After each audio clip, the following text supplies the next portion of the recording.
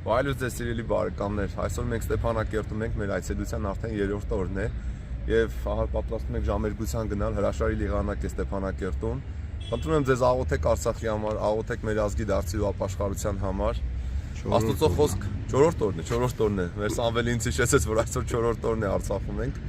Հրաշալի օրեր ունեցանք Աստծո խոսքի շուրջը, Ճարտարում, Մարտունիում, Ստեփանակերտում, Գանձասարում, Ամարասում, Մաչկալաշենում, ժողովրդի այն մասը, ովքեր որ ուզում են լսեն Աստծո խոսքը, փնտրում են Աստծո խոսքը եւ լուծումներ են փնտրում այս վիճակից դուրս գալու համար, դարձի ու ապաշխարության համար։ Այսօր Աստծո խոսքն ասում է մեզ հոգով ընթանանք, որովհետեւ հոգին հակառակն է ցանկանում, մեր հոգին հակառակն է ցանկանում, քան թե մեր մարմինը, եւ չկատարենք մարմնի ցանկությունները, որովհետեւ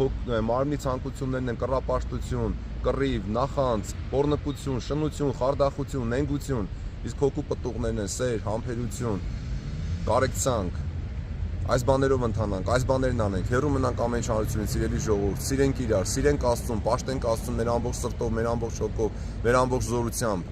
եւ սիրենք մեկս մյուսից, մեր մերձավորին ինչպես սեփական անձը, եւ կտեսնեք թե ինչքան բան կփոխվի մեր կյանքում։ Ողջ եղեք, աղոթեք մեր ազգի ու Արցախի համար, լավ եղեք, Աստված օգնական ու պահապան։